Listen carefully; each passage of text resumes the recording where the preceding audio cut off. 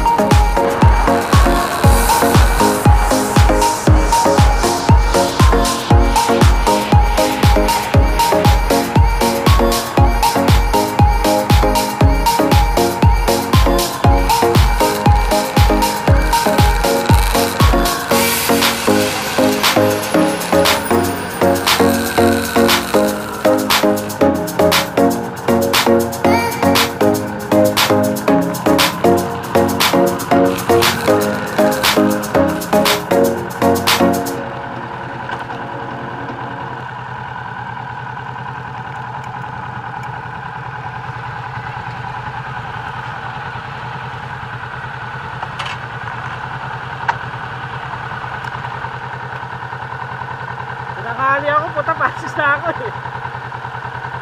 Kaya ako rin, bumalik ako. Puta, naiwanan ko yung wallet ko. Bumalik ako. Ha? Nasa ano na ako eh. Nasa GMA. Buti na lang ako, walang traffic. Kininig pa na, i-click ko lang ba no? Ha? I-click ko lang? Oh, yung binigay ko? Oo. Tapos yun na yun. Oo. Ano gusto mo? Ikaw na mag-lead na ano? Hindi, pwede ikaw na muna. Kasi papasok naman yung ano, di ba? Ano ba yun?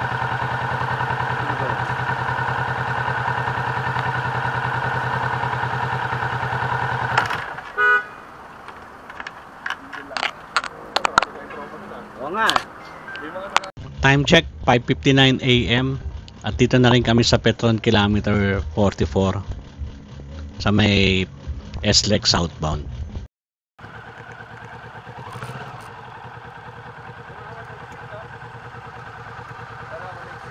Dami nila. Ikaw, gusto mo?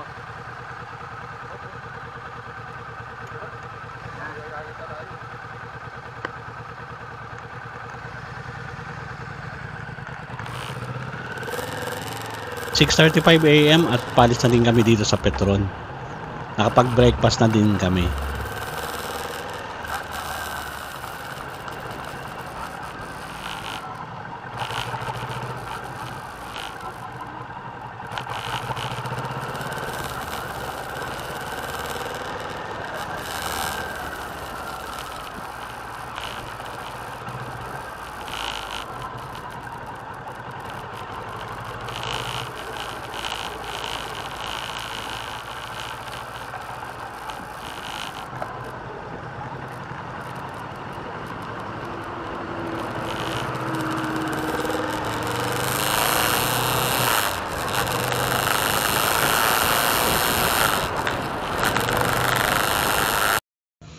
8:19 AM nang makarating kami dito sa Taal Central Fish Port.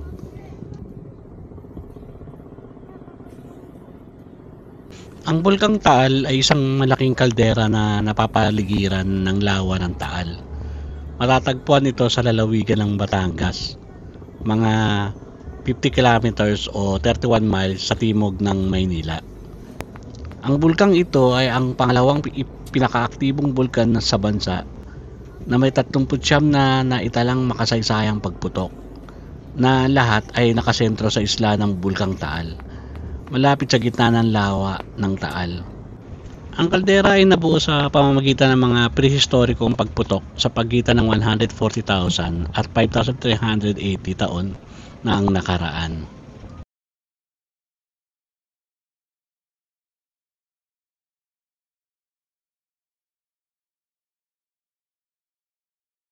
At 8:50 AM, nakarating na kami dito sa Bulso-Bulso Landmark sa may Agoncillo, Laurel, Batangas. Ang Bulkang Taal daw ay nagkaroon ng ilang marahas na pagputok sa mga nakaraan na nagdulot ng mga pagkamatay sa isla at sa mga populadong lugar na nakapaligid sa lawa, na may kabuang bilang ng mga namatay na humigit kumulang 6,000. Dahil sa kalapitan nito sa mga populadong lugar at sa kasaysayan ng mga pagputok nito, ang bulkan ay idiniklara bilang isang decade volcano na may karapat-dapat na pag-aaral upang maiwasan ang mga darating na sakuna. Ang lugar ay diniklara bilang isang National Geological Monument noong 1998 at National Park noong 2018. Ang Bulkang Taal ay kilala bilang Bombo o Bombon noong mga 1800s. Ang munisipalidad ng Taal at ang ilog ng Taalan ngayon ay kilala bilang Ilog Pansipit ay pinangalanan sa isang puno na taalan na tumutubo sa kahabaan ng ilog. Ang puno ay tumutubo rin sa kahabaan ng baybayin ng Bombon Lake. Ngayon ay kilala bilang Taal Lake. Ang ilog Taalan ay isang makitid na kanal na nag-uugnay sa kasalukuyang Taal Lake at ng Balayan Bay. Ang Taal ay isang salitang Tagalog sa Batanggenyo dialect na nangangahulugang totoo, tunay at dalisay. 9:20 AM nasa Agoncillo, Laurel, Batangas na kami.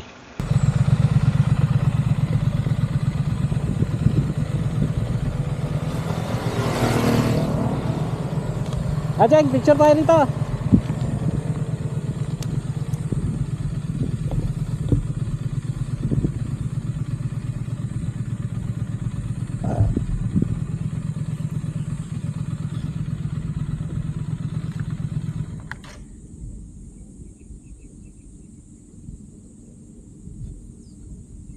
Nakuha mo? Ha?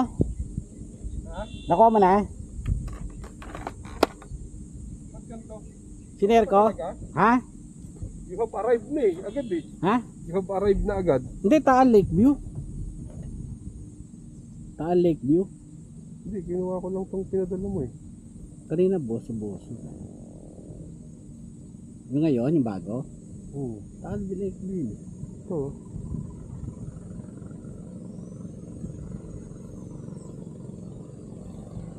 Open. Yan yung lumalabas eh.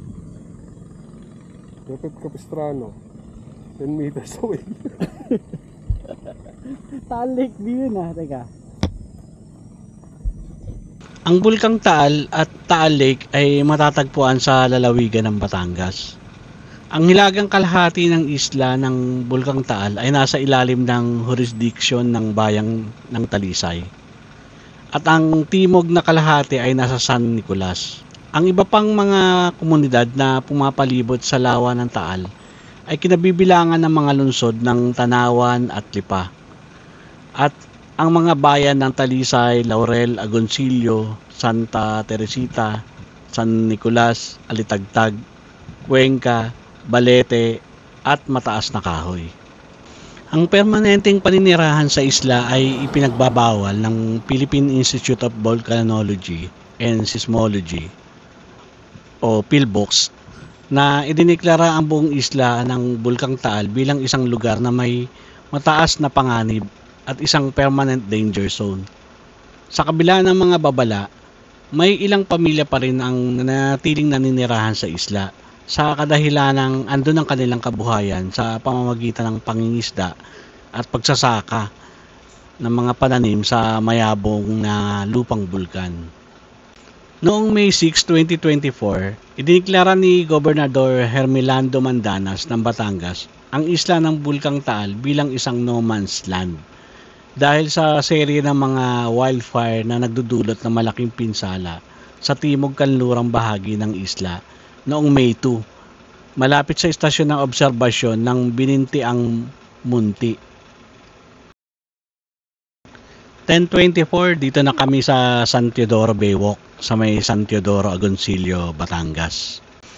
Mayroong 54 na naitalang pagputok sa Taal mula 1572 hanggang 1977. Ang unang naitalang pagputok ay nangyari noong 1572 sa taon na itinatag ng mga Frailing Agustino ang bayan ng Taal sa mga baybayin ng Lawa. Sa ngayon ay ito ay ang San Nicolas, Batangas. Noong 1591, nagkaroon ng isa pang banayad na pagputok na nagdulot ng napakaraming usok mula sa bunganga ng bulkan. Mula 1605 hanggang 1611, ang bulkan ay nagpakita ng malaking aktibidad na siyang dahilan upang magtayo si Padre Thomas de Abreu ng isang malaking krus na kahoy na anubing sa gilid ng bunganga ng bulkan. 10:35 nasa Old Taal Church ruins na kami. Sayang at hindi kami nakapasok sa loob o nakalapit dahil hindi namin alam kung pwede pumasok.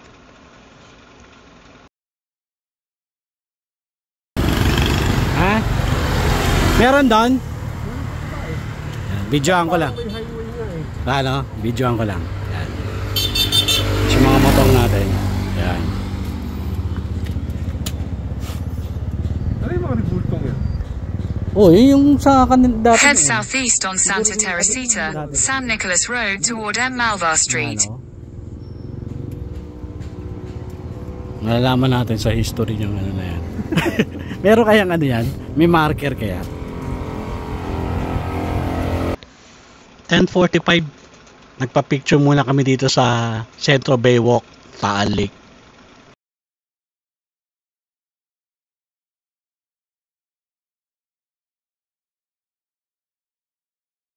12:05 PM nasa Mataas na Kahoy, Batangas na kami. Dumaan muna kami ni Jane sa mga pinsan ko since on the way din naman para makapagpahinga sandali at makainom ng malamig na soft drinks dahil matindi na din yung sikat ng araw. Thank you, Che, Heidi at paring Ado sa malamig na soft drinks. 1 PM nasa Balete View Deck na kami. Ito na ngayon ang natutulog na ko ng Binintiang Malaki o Giant Leg. Ang naging sentro ng mga pagputok noong taong 1707 at 1715. Sa pagitan ng 1707 at 1731, ang sentro ng aktibidad ng bulkan ay lumipat mula sa pangunahing bunganga patungo sa ibang bahagi ng isla ng bulkan. Ang mga pagputok noong 1707 at 1715 ay nangyari sa bunganga ng Binintiang Malaki. Ang cinder cone na nakikita mula sa Tagaytay Ridge, may mga minor na pagputok din na nangyari sa bunganga ng Binintiang Munti sa pinakakanlurang bahagi ng isla noong 1709 at 1729. Isang mas marahas na pangyayari noong September 24, 1716 na sumabog sa buong timog silangan na bahagi ng bunganga ng Kaluwit sa tapat ng bundok Macolod. Si Padre Manuel de Arce ay nagsabi na ang pagputok noong 1716 ay namatay ang lahat ng isda na parang sila ay nilutot dahil ang tubig ay pinainit sa isang antas na tila ba ito ay kinuha mula sa isang kumukulong kawa. Ang pagputok ng 1731 sa pira-piraso ang silangang bahagi ng isla ay lumika ng isang bagong isla. Ang pangunahing bunganga ng Taal Volcano ay nagsimulang magpakita ng aktibidad noong Agosto 11, 1749. At ang mga pagputok nito ay naging lalo pang marahas hanggang 1753. Pagkatapos ay dumating ang Great 200-day eruption noong 1754. Ang pinakamalaking naitalang pagputok ng Bulkang Taal na tumagal mula Mayo 15 hanggang Disyembre 12. Ang pagputok ay naging sanhi ng paglipat ng mga bayan ng Tanawan, Taal, Lipa at Sala. Ang ilog Pansipit ay naharang na naging sanhi ng pagtaas ng antas ng tubig sa lawa. Si Padre Benchuhilo ay nagsabi na sa Taal wala nang natira maliban sa mga pader ng simbahan at kumbento. Ang lahat ay nalibing sa ilalim ng isang layer ng mga bato, putik at abo. Matapos ang Great Eruption, ang Bulkang Taal ay nanatiling tahimik sa loob ng 54 na taon bukod sa isang minor na pagputok noong 1790. Maliban lang noong March 1808 nang magkaroon ng isa pang malaking pagputok. Bagaman ang pagputok na ito ay hindi kasing lakas ng pagputok noong 1754, ang paligid ay agad na nabalot ng abo sa lalim na 84 cm o 33 inches. Ang pagputok ay nagdulot ng malaking pagbabago sa loob ng bunganga ayon sa mga manunulat noong panahon na iyon. Ayon kay Fray Miguel Sadera Maso, bago ang pagputok, ang ilalim ay tila ba isang liquid mass ang nakita sa patuloy na pagbubula. Pagkatapos ng pagputok, ang bunganga ay lumawak at ang lawa sa loob nito ay nabawasan ng 1/3. At ang natitirang bahagi ng sahig ng bunganga ay mas mataas. Ang taas ng mga pader ng bunganga ay nabawasan at malapit sa gitna ng bagong sahig ng bunganga, isang maliit na burol na patuloy na naglalabas ng usok. Sa mga gilid nito ay mayroong ilang mga balon kung saan ang isa ay lalo na kapansin-pansin sa laki nito.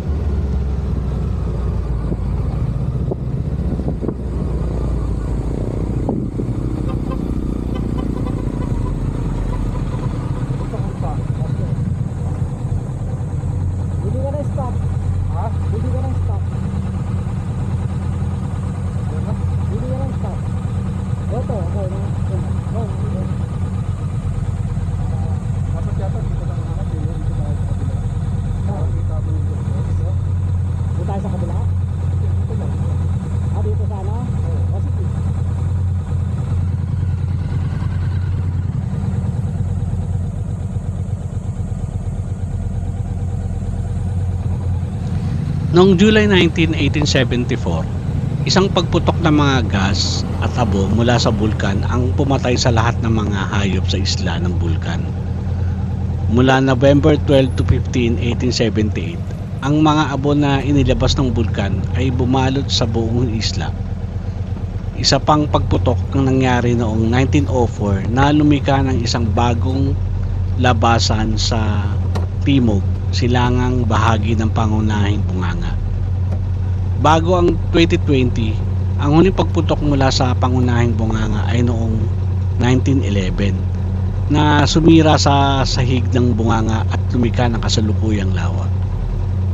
Noong 1965, isang malaking pagsabog ang pumutol sa isang malaking bahagi ng isla na inilipat ang aktibidad sa isang bagong sentro ng pagputok, ang bundok Tabaro.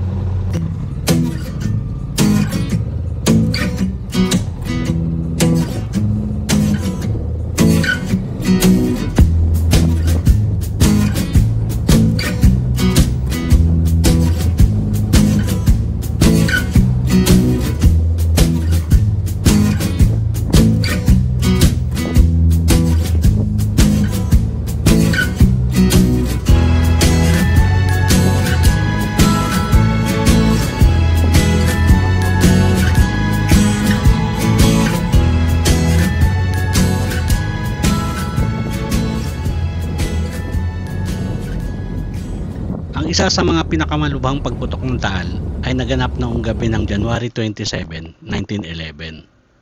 Nakapagtala ng 26 na naratanging pagyanig sa araw na iyon. Sa ika-28, mayroong 270 na tatanging pagyanig, kung saan 135 ay microseismic at 10 ang lubhang matindi. Ang pagputok ng Bulkang Taal ay nagdulot ng pagkamatay ng 1,100 katao at pagkasugat ng 199 katao, kahit na ipinapalagay na marami pang namatay kaysa sa opisyal na tala. Ang 7 barangay na umiiral sa isla bago ang pagputok ay tuluyang nawasak. Ang post-mortem na pagsusuri sa mga biktima ay nagpakita na halos lahat ay namatay dahil sa pagkasunog ng mainit na singaw o ng mainit na putik. Ang mapangwasak na epekto ng pagsabog ay umabot sa kanlurang baybayin ng lawa, kung saan maraming nayon din ang nawasak. May 702 na baka ang namatay at 543 na bahay, nipa, ang nawasak. Ang mga pananim ay nagdusa mula sa deposito ng abo na bumagsak sa ilalim ng halos kalahating pulgada sa mga lugar malapit sa baybayin ng lawa. Ang aktual na bilang ng namatay ay 1,335 katao. Lumubog ang isla ng bulkan sa pagitan ng 1 hanggang 3 metro, 3 to 10 feet dahil sa pagputok ng bulkan. Napag-alaman din na ang timog na baybayin ng lawa ng Taal ay lumubog dahil sa pagputok. Walang nakitang anumang ebidensya ng laba sa paligid at hindi rin nakatuklas ang mga geologists ng anumang nakikitang record ng daloy ng laba sa panahon ng pagputok. Ang isa pang kakaibang aspeto ng geologic ng Taal ay ang kawalan ng sulfur sa bulkan. Ang mga dilaw na deposito at mga incrustation na nakikita sa bunganga at paligid nito ay mga iron salt. Ayon sa pagsusuri ng kemikal, may bahagyang amoy ng asupre na nakikita sa bulkan na nagmula sa mga gas na lumalabas mula sa bunganga. Matapos ang pagputok, nagkaroon ng malaking pagbabago sa loob ng bunganga. Bago ang 1911, ang sahig ng bunganga ay mas mataas kaysa sa Lake ng Taal at mayroong ilang mga hiwalay na bukana kung saan mayroong mga lake ng iba't ibang kulay. Mayroong green lake, yellow lake, red lake at ilang mga butas na puno ng mainit na tubig kung saan mayroong usok na lumalabas. Maraming lugar ang sakop ng isang manipis na crust ng material na bulkan, puno ng mga bitak na palaging mainit at mapanganib na lakaran. Matapos ang pagsabog, ang mga lake ng iba't ibang kulay ay nawala at sa kanilang lugar ay isang malaking lake na mga 10 talampakan sa ibaba ng antas ng tubig sa paligid ng isla. Ang lake ng bunganga ay unti-unting tumaas sa antas ng tubig sa lake ng Taal. Ang mga sumunod na pagputok noong 1965 at sunod-sunod na aktibidad ay nagmula sa isang bagong sentro ng pagputok, ang Mount Tabaro. Makalipas ang 10 taon pagkatapos ng pagputok, walang nakitang pagbabago sa pangkalahatang anyo ng isla mula sa malayo. Ngunit sa isla, maraming pagbabago ang napansin.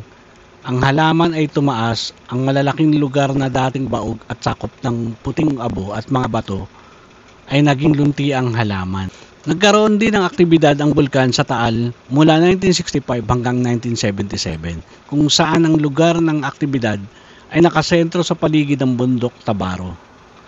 Ang pagputok ng 1965 ay inuri bilang phreatomagmatic na sanhi ng interaksyon ng magma sa tubig ng lake upang makagawa ng marahas na pagsabog na pumutol sa isang bahagi ng isla ng bulkan. Ang pagputok ay lumikha ng malalamig na base surge na naglakbay ng ilang kilometro sa ibabaw ng lake ng Taal na sumira sa mga nayon sa baybayin ng lake at nakapatay ng halos 100 tao. 1:55 PM, nasa Wawa Baywalk na kami. Matapos ang 9 na buwan na pahinga, muling nag-aktibo ang Taal noong July 5, 1966 na may isa pang phreatomagmatic eruption mula sa bundok Tabaro. Masinundan ng isa pang katulad na pagputok noong August 16, 1967. Ang mga pagsabog ng Strombolian na nagsimula 5 buwan pagkatapos noong January 31, 1968 ay lumikha ng unang makasaysayang pagbubuga ng laban na nasaksihan mula sa Taal. Isa pang pagsabog ng Strombolian ang sumunod 1 taon pagkatapos noong October 29, 1969. Ang malalaking daloy mula sa dalawang pagputok ay kalaunan ay tumakip sa look na nilikha ng pagputok noong 1965 na umabot sa baybayin ng Lake ng Taal. Ang huli pangunahing aktibidad sa bulkan na panahong ito ay mga phreatic eruption noong 1976 at 1977. Noong August 28, 2008, ang PBOX ay nag-anunsyo sa publiko at otoridad na ang Taal Seismic Network ay nakapagtala ng 10 volcanic earthquakes mula ng 5:30 ng umaga hanggang 3 p.m. Noong June 8, itinaas ng PBOX ang katayuan ng bulkan sa Alert Level 2 na nagpapahiwatig na ang bulkan ay sumasailalim sa paglusob ng magma. Isang pasimula sa isang pagputok. Noong taong 2011, mula April 9 hanggang July 5, ang antas ng babala sa bulkang Taal ay itinaas mula 1 hanggang 2 dahil sa tumaas na aktibidad ng seismic sa isla ng bulkan. Ang dalas ng mga pagyanig ay umabot sa pinakamataas na 115 na pagyanig noong May 30 na may maximum intensity 4 na sinamahan ng mga dumadagundong na tunog. Noong 2019, itinaas ang Alert Level 1 dahil sa madalas na aktibidad ng bulkan mula noong March. Batay sa 24 hours na pagsubaybay ng seismic network ng bulkang Taal, 57 na lindol ng bulkan ang naobserbahan mula umaga ng November 11 hanggang umaga ng November 12. Noong taong 2020, sumabog ang bulkan noong hapon ng January 12 kasama ang antas ng babala ng Philippine Institute of Volcanology and Seismology o PhilVox na umakyat mula sa Alert Level 2 patungo sa Alert Level 4. Ito ay isang pagputok mula sa pangunahing bunganga sa isla ng bulkan. Ang pagputok ay nagdulot ng abo sa Calabarzon, Metro Manila, ilang bahagi ng gitnang Luzon at Pangasinan, sa rehiyon ng Ilocos na nagdulot ng pagkakansela ng mga klase, schedule ng trabaho at mga lipad pang himpapawid. Inuulat ang mga pagbagsak ng abo at mga kulog ng bulkan at sa pilitang paglikas ang ginawa mula sa isla. Ang January 26, 2020, naobserbahan ng PhilVox ang isang hindi pare-parehong ngunit bumababang aktibidad ng bulkan sa Taal na nagudyok sa ahensya na ibaba ang babala nito sa Alert Level 3 noong February 14. Ibinaba ng PBOX ang babala ng bulkan sa Alert Level 2 dahil sa patuloy na pagbaba ng aktibidad ng bulkan. May kabuoang 39 katao ang namatay sa pagputok.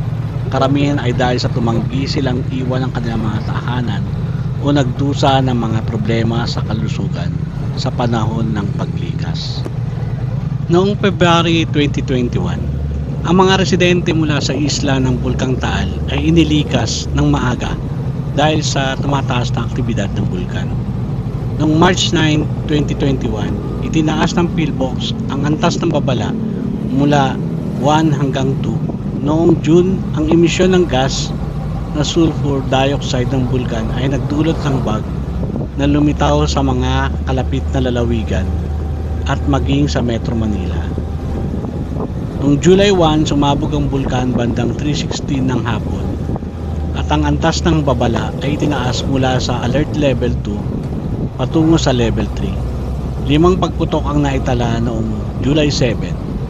Noong July 23, ibinaba ng PBOX ang antas ng babala mula sa Alert Level 3 patungo sa Level 2. Noong 2022, sa pagitan ng January 29 at 30, ang bulkan ay nagkaroon ng siyam na phreatomagmatic burst sa pangunahing bunganga nito.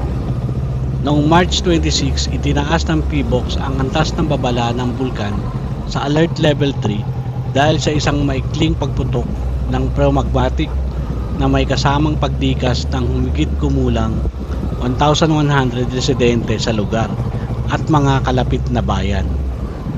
Dalawang pangyayari ng phreatomagmatic ang naitala kung saan naglabas ito ng mga nakakalaso na ulap na 800 meters o 2,600 feet at 400 meters o 1,300 feet.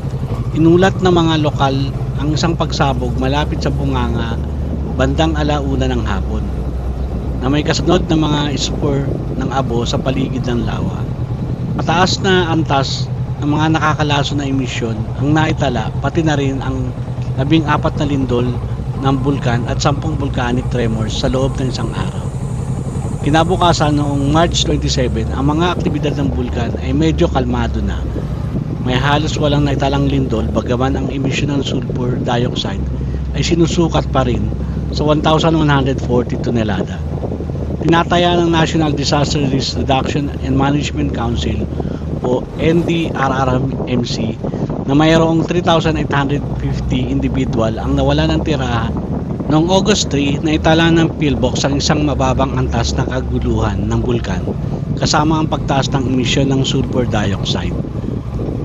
Ang volcanic smog o bag at mga nakakalaso na gas ay malawakang naobserbahan sa Batangas at mga kalapit na bayan mula ng August 2. Noong June 2023, ang mga antas ng sulfur dioxide sa paligid ng bulkan ay tumaas ng malaki na nagdulot ng bag na pinilit ang pagsuspinde ng mga klase sa Laurel at Talisay, pati na rin sa mga bahagi ng Agoncillo. Noong June 29, naitala ng PhilBox ang isang phreatic burst na tumagal ng 1 minuto at 8 segundo. Sa kalagitnaan ng September, ang bulkan ay muli naglabas ng bag na pinilit din ang pagsuspinde ng mga klase, hindi lamang sa Batangas kundi pati na rin sa mga kalapit na lungsod at lalawigan. Noong June 2024, 5 lindol ng bulkan ang inulat na naging sanhi ng isang serye ng mga phreatic eruption sa loob ng 24 hours. 2:49 PM sa Banadero, Tanawan City, Batangas na rin kami. Ang Bulkang Taal ay nasa ilalim ng Alert Level 1 noong September nang nangyari ang ilang mga minor na pagputok. Noong October 2, isa pang serye ng mga minor na phreatic eruption ang inulat na tumagal sa pagitan ng 2 o 6 na minuto. Isa pang minor na phreatomagmatic eruption ang nangyari noong October 5 at October 10. 2 karagdagang phreatic eruption ang inulat noong October 16.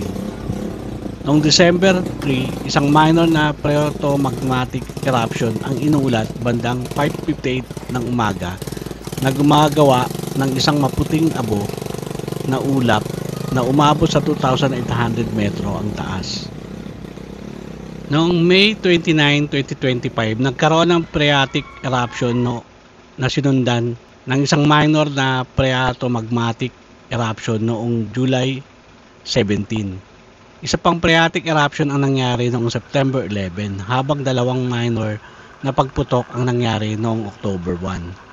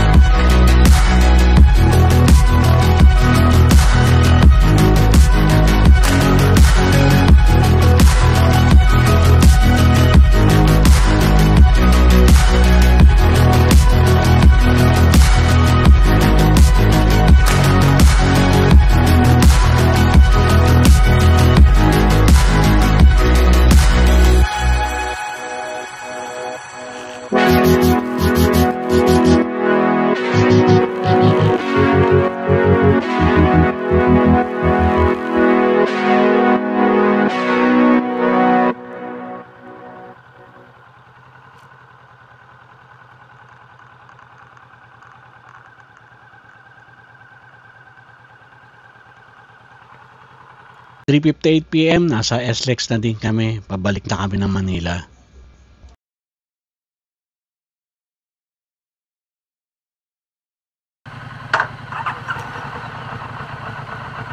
Okay, Jeng, ingat. Thank you. Thank you.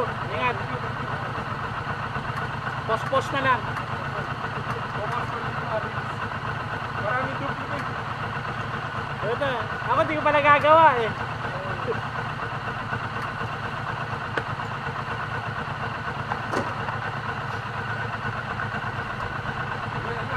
Ay, ingat, Jeng. Ingat.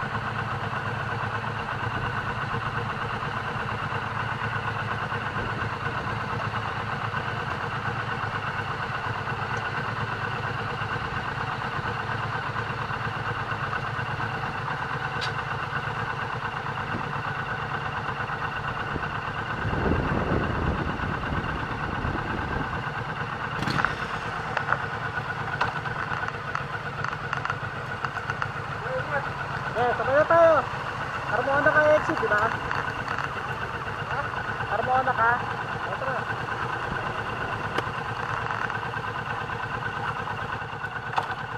Ha?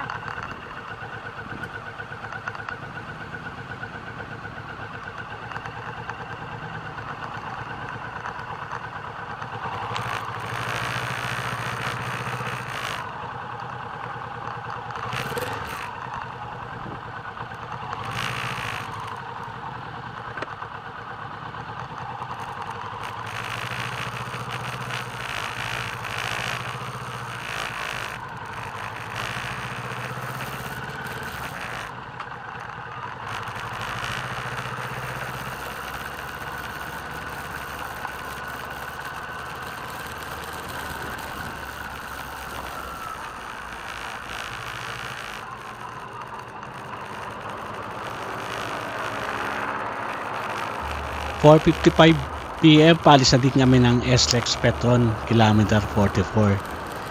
Nagpahinga at nagkape muna kami ni Jeng bago magkalas. Maraming salamat sa inyo mga kabakit sa pagsama sa ride sa amin. Hanggang sa susunod na ride ulit. And ride safe din sa inyo.